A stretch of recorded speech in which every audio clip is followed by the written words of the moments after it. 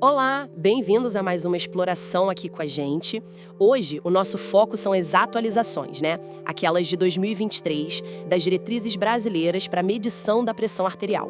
A gente pegou um resumo bem prático, sabe, direto ao ponto, quase um microlearning mesmo, para facilitar a aplicação no dia a dia clínico aqui no Brasil. A missão é destrinchar as mudanças principais, como é que a gente classifica a pressão agora, o jeito certo de medir, tanto no consultório quanto fora, né? E os conceitos que ganharam mais destaque. Vamos lá. Para começar, a classificação mudou um pouquinho. Agora tem a pressão ótima, que é abaixo de 120 por 80, e a normal, que fica ali entre 120 e 129 na sistólica e 80 a 84 na diastólica, certo? Aquela faixa que antes a gente talvez chamasse de normal alta, agora está mais para pré-hipertensão. Fica entre 130 e 139 por 85, 89 mmHg. E a hipertensão mesmo, tipo estágio 1, começa em 140 por 90. Essa mudança, né? Essas categorias ótima, normal, e não é só nome, imagino. Qual o impacto disso na prática clínica, essa granularidade maior? Exato. Não é só semântica, não. O fascinante é como essa classificação mais detalhada ajuda a gente a identificar riscos mais cedo, sabe? E, claro, guiar melhor as condutas preventivas. Permite intervir antes da coisa complicar mais. E dentro disso, tem umas definições que ficaram mais claras para situações que complicam um pouco o diagnóstico. A tal hipertensão do avental branco, por exemplo. Aquela pressão que sobe só no consultório, né? Precisa confirmar fora com MAPA ou MRPA, senão a gente trata quem não precisa. E tem o contrário também, a hipertensão mascarada. Parece tudo bem no consultório, mas em casa, no trabalho, a pressão está alta. Igualmente importante pegar isso. E definiram melhor a hipertensão resistente, aquela que não controla mesmo usando 3 ou mais remédios, incluindo um diurético, em doses boas, otimizadas. Entendi. Então, identificar certinho é a chave. Mas saber a categoria não adianta se a gente medir errado, né?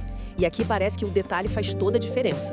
Quais são aqueles pontos, assim, críticos mesmo, na hora de medir no consultório? A técnica. Essa é fundamental. E é onde muito erro acontece, viu? Na correria do dia a dia. Não é só colocar o aparelho e pronto.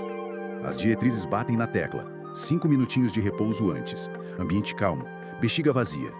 Isso é um ponto que direto passa batido. Costas e pés apoiados, sem cruzar as pernas.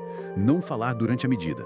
Nossa, 5 minutos? Às vezes é difícil, né? Pois é, mas faz diferença. O braço tem que estar apoiado, na altura do coração. E o manguito, esse é outro ponto crucial, tem que ser do tamanho certo para a circunferência do braço do paciente. Se for pequeno, a pressão vai dar mais alta do que é. Se for grande, subestima. Para um braço de adulto médio ali entre 22 e 32 centímetros, a bolsa de borracha dentro do manguito tem que ter uns 12, 13 centímetros de largura. E não é só uma medida, não.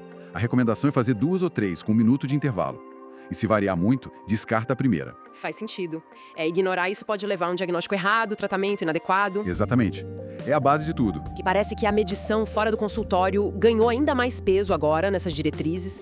Como é que funcionam esses métodos, a MRPA e a MAPA? Sim, muito mais peso. A ideia é olhar além daquela foto única do consultório, sabe? Ter o filme da pressão. Aí entram a MRPA, que é a monitoração residencial da pressão arterial, e a MAPA, a monitoração ambulatorial de 24 horas. Na MRPA, o próprio paciente mede em casa, mas seguindo um protocolo certinho, geralmente uns 5 a 7 dias. Faz 3 medidas de manhã antes de tomar remédio e 3 à noite antes de jantar. Dá uma visão mais real da pressão no dia a dia da pessoa. Já a MAPA é aquele aparelho que fica medindo sozinho, né? A cada 15, 30 minutos por 24 horas, inclusive enquanto a pessoa dorme. Ela é super importante para ver como a pressão se comporta ao longo do dia e principalmente da noite. E para identificar padrões como o dipping. Dipping, o que seria isso exatamente? O dipping é aquela queda esperada da pressão arterial durante o sono. O normal é cair uns 10 a 20% comparado aos níveis de quando a gente está acordado. A MAPA mostra se isso está acontecendo direito, porque se não cai, ou cai pouco, que a gente chama de non-dipping, isso está ligado a um risco cardiovascular maior. Entendi. É uma informação prognóstica bem valiosa que a medida isolada no consultório não pega. Super interessante. E até para quem faz atividade física tem recomendação específica agora, né? Sim. Tem parâmetros para a gente avaliar a resposta da pressão ao esforço. No exercício aeróbico, o normal é a sistólica subir um pouco, mas sem passar de 200 em homens e 190 em mulheres. Já a diastólica tende a ficar estável ou até cair um pouquinho. Agora, se a sistólica passa de 220, ou a diastólica de 110 durante o esforço, ou se a pressão cai de repente, aí são sinais de alerta. E tem alguma contraindicação para começar? Tem um ponto importante. Quem já tem pressão de repouso acima de 180 por 110 tem uma contraindicação relativa para começar exercício mais intenso, sem uma avaliação médica cuidadosa antes, tá? Entendi. Essas diretrizes parecem bem alinhadas com o que se faz lá fora, mas com um pé na nossa realidade aqui, né? Exato. Elas tentam trazer o melhor da evidência mundial, mas, assim, com adaptações importantes para o nosso contexto, para o SUS, né? Focando em protocolos claros, acessíveis e reforçam muito a necessidade de usar aparelhos validados, tanto os de consultório quanto os automáticos para usar em casa. Tem um site, o stridebp.org, que lista aparelhos que passaram por testes independentes.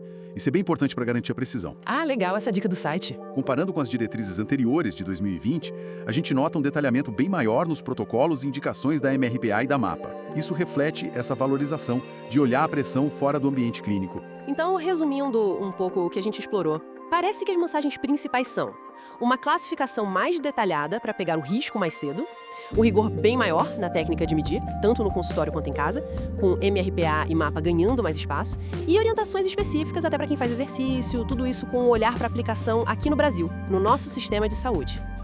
É isso. Perfeitamente. E isso, sabe, isso leva a gente a uma reflexão importante. Com toda essa ênfase no monitoramento fora do consultório e na adaptação para o contexto do SUS, como seria se a gente conseguisse integrar de verdade na rotina da atenção primária a MRPA e a MAPA?